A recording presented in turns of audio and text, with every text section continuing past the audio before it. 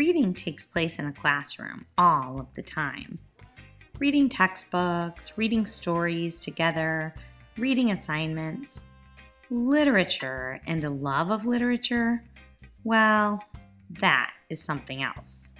Samuel Johnson once said, "A man ought to read just as inclination leads him, for what he reads as a task will do him little good. What he reads as a task will do him little good." So true. I wanted my students to be led to books out of desire. I wanted my students to be energetic, independent readers. I wanted them to want to read.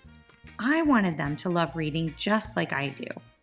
Reading should be for students like the best movie ever, centered around words and description, someone else's story to live and experience. Reading is a time to escape into a world where one's own version of characters and scenery is based on description, dialogue, and only limited by the reader's imagination. What could be better for my students? In my classroom, what I observed? Well, I did not see students thinking of reading in this enthusiastic way. What page can we stop on? What did I have to do with this? I'm done with my work. Do I have to read? These were statements I heard within the classroom. I had a problem. I began to ponder, why are my students not excited to read and escape into this amazing world? How can I motivate them? I asked myself, what motivates kids? Electronics, media, sound, images, video. That is motivation for students. How could I merge technology with literature? Technology and literature? A blog? Now I was on to something. I decided to set out without delay and research blogging. Could blogging motivate my students to read so that they could see all reading is and has to offer for their own lives? Could they feel the adventures of reading and share that adventure and enthusiasm for reading with others? I found through a thorough scholarly literature review that blogging and reading had some interesting benefits for students. Wit illustrated how blogging connected readers in the classroom with functional ways of using technology to add to classroom learning centered on reading. I decided this could help motivate students as they saw real gains in technology literacy through blogging about what they were reading independently. I also found through research that blogging about reading increased high-order thinking skills in students. According to Silacha, blogging took student reading response from paper-filled binders of similar writing reflections of what students felt the teacher wanted to hear, to a place where authentic interaction led students to brainstorm and explore blogs. Students became careful writers and critical readers. Zawolinsky showed how high-order thinking blogging about reading was an effective tool to increase reading comprehension of text.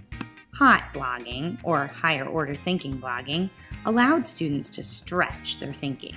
Stretch thinking, critical reading, I was on to something about blogging. Lastly, my literature review research showed me that blogging increased communication and authentic voice in students. This all seemed encouraging for me in regard to motivation to read.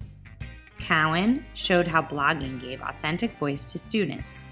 Bloggers felt in control and able to express their thoughts and opinions about reading in a way that led to real conversations.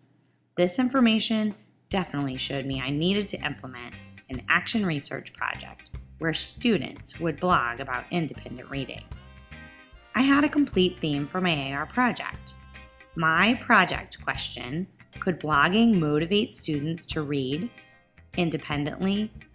It wasn't shown directly in my scholarly research, but my research supported reading motivation and gains for students through blogging, so it was worth pursuing this question through my AR project. I used the ADDIE process to design my project. I began by analyzing the lit review and my own ideas. I then designed and developed my blog site as I created objectives for the blog posts and implemented my project through Cycle 1 of my research. The children were reading and blogging. I got started with 15 students for Cycle 1. We had a weekly blog meeting and shared our books through the blog site. Students were reading and were excited to read. Students wrote blogs like this. These are some facts about Rick Riordan. A neat thing about the author of Percy Jackson, The Last Olympian, the book I'm reading, would be that Rick Riordan was a teacher. He writes books for kids and adults. He first started writing seriously in the 8th grade. Rick wrote Percy Jackson, 39 Clues, The Kane Chronicles, and Heroes of Olympus. I would say that Cycle 1 definitely proved to have many benefits that will enhance the way I approach independent reading with my students in the future. Through my Cycle 1 research, I learned that of the participants, 70% loved participating and 30% thought blogging was all right. More interestingly, 100% of participants were more excited about reading than before blogging. Student reading increased, and excitement about reading began to shine through. Cycle 2 of my action research project began with 13 of the 15 original participants returning and 2 new participants joining our book blogging club. Student response to each other increased in Cycle 2 as a secret blog buddy was added by me to direct questions and discussions among each other in Cycle 2 more than just talking to me. This did allow students to direct statements to each other, and authentic conversations were centered around books they were reading. Here are some students in their own words. Blogging is fun, and then you see other people, like what they read. I like how we get to go onto the computer and blog about what we're reading. It encouraged me to read even more than I used to. All of us going to lunch together, and you read all the other people's blogging things, and just to interact with other people. To read more, because earlier I wouldn't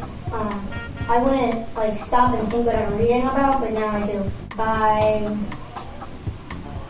can't choose. Probably going on the computer. It inspires you to read a lot more.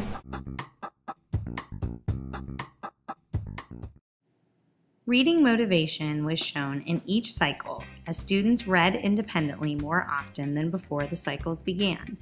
Participants also indicated that when the blog cycles were not going on, their reading decreased as well. Blogging opens a new avenue for sharing what one is reading independently. 63% of students who participated never wrote about what they read independently before book blogging. Blogging allowed those students to write about their reading and reflect on what they read through writing. My future instruction will be impacted as I plan to include an independent reading blog in my classroom for all of my students. This blog can serve to aid motivation to read. As the motivation to read is increased, students will use the blog to gain technology literacy, increase high-order thinking skills, and allow authentic communication centered around books. To enhance the project, I plan to find another class of students of similar age to blog independent reading with us. If we could connect with a class in another country, that would be even better. Connecting through books can lead to motivation to read among students. My goal, to create a whole generation of students who love to read 21st century style. S.I. Hayakawa says, "It is not true that we have only one life to live.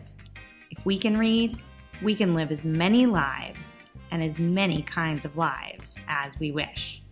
Let it be so for students."